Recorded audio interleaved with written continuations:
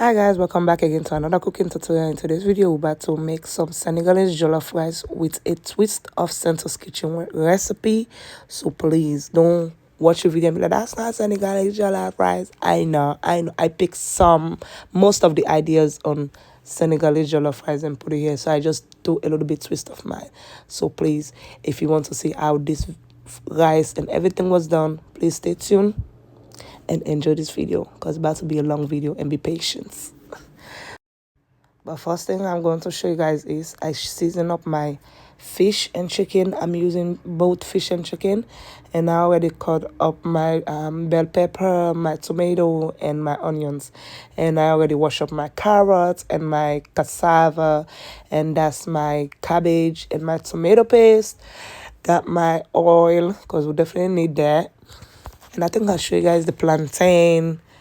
Yeah, the plantain, yeah. First we want to do is fry up first the beef because I'm putting some beef. I'm going to make the gravy.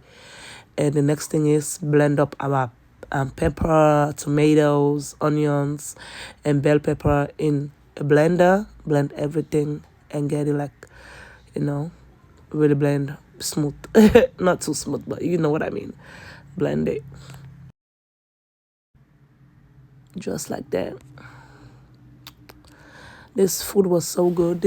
I've been craving it for so long, but I didn't find a place that is sell it that I really trust. So I was like, no, let me go on YouTube and watch a video so I can get an idea of how to make it, and I can just put it with my own little bit of twist.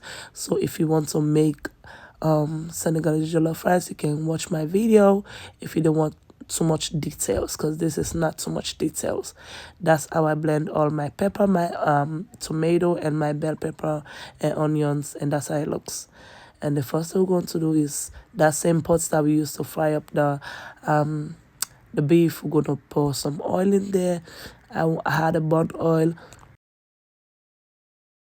I have a burnt oil, so I want to use that. And please, I'm sick, okay? So if you hear me sounding differently, it's because I have a cold.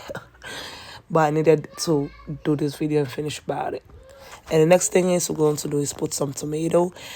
As a Sierra Leonean, we don't like to put a lot of tomato paste in jollof rice. So if you see how my jollof rice was white, it wasn't that red like the Senegalese jollof rice, because I don't like putting a lot of tomato paste inside of it.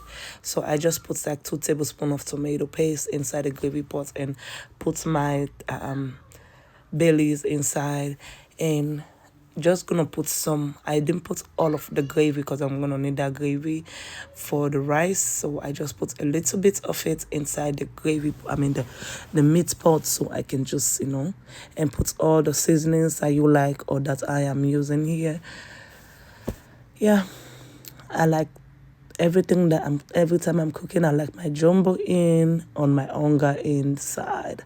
Again, that's why I said a little bit of twist of Sento's recipe, because I didn't use all their own seasoning that they was using. I use my own favorite seasoning, and you can do the same thing too. And when the pepper fried a little bit, you just put the meat inside and just mix it all together. And leave it for like about 5 to 10 minutes for it to cook really good, for all the onions to really cook and the meats.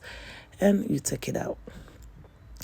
That's how it look. I don't know if Senegalese jollof have gravy inside, but I like my jollof with gravy. So this is my gravy first that I made, and I'm about to take it out because I already left it for like 10 to 15 minutes. Take it out, and we're gonna use that same pot to cook the rice inside. Again, when I say a little bit of twist of Sento's kitchen, I'm literally cooking it like the way we cook Sierra Leonean jollof, but lots different, without the carrots and cassava and all that. So I'm just gonna put my carrots inside and the cassava. The cassava was too much, so I had to like take some out. And I love carrots inside this jollof rice. I'm not gonna lie, I love carrots. The only thing that I forgot to cut up nicely instead of how I take it out was the cabbage. So that was the only mistake that I made. So do not come for me, okay? Do not come for me. Do not come for me. Do not come for me. I even forgot to put it. It was later on that I remember I had to put the carrots.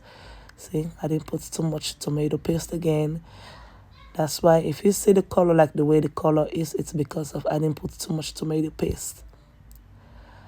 And as a Sierra Leonean, we don't like to put too much tomato paste inside jollof rice because we kind of like look at it like it's gonna be too sour, when we do that. Now you're just gonna put all your seasonings, your jumbo, whatever seasoning you have. I'm putting all my favorite jumbo, my onga, my regular jumbo, my seasonings. Yeah, just put everything inside. I didn't have too much pepper, so I had to add more pepper earlier. I mean later because again, if you guys watching my video, you know that I love my food spicy.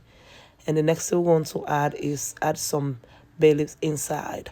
We need that for the fragrance, for the smell, to be really good. So when people pass by your door, they'll be like, oh, that smells good.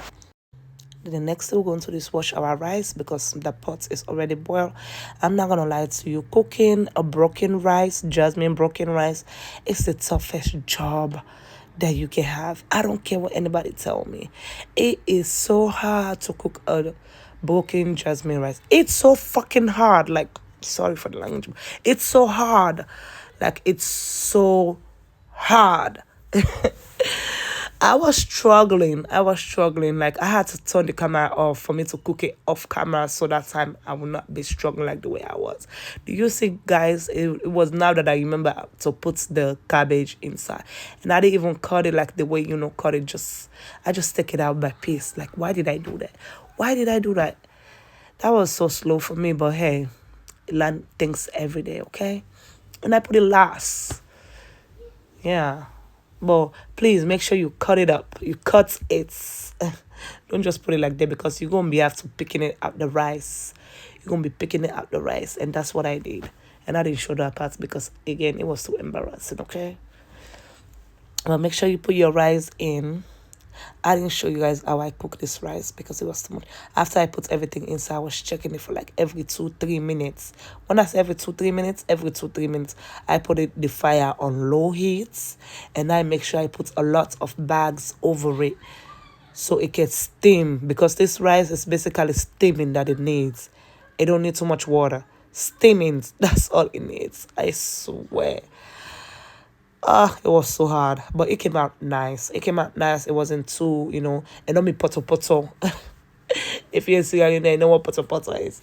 It didn't feel like a pop, It wasn't too much. It was dry nicely. It was, it was nice. I'm not gonna lie to you guys.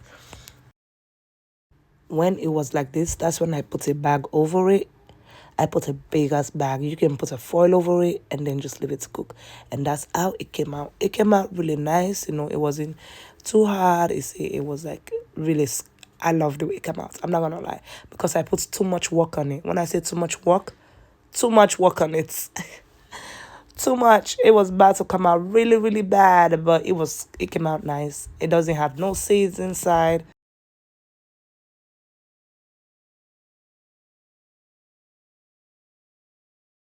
You guys can literally tell that it came out nice. I couldn't show the other parts because, oh my God, look, I was frustrating.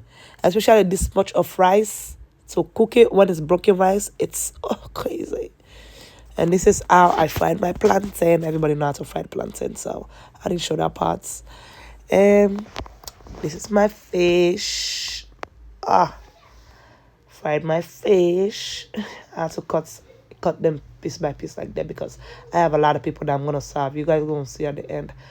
But this is how you set up everything for your Senegalese jollof rice. If you like this video, don't forget to comment, like, share, and do what you have to do to get me out there for me to go more. This is how I set it up. This is how it look. And it tastes so good. Everybody liked it. A dish for my sisters and my brothers and me. And this is how it came out. And that green sauce, I don't know what it called. Please, if you know what it called, this green sauce in the middle, let me know down below, please. I do not know what it called, but I made it. But if you want to know how I made it, let me know.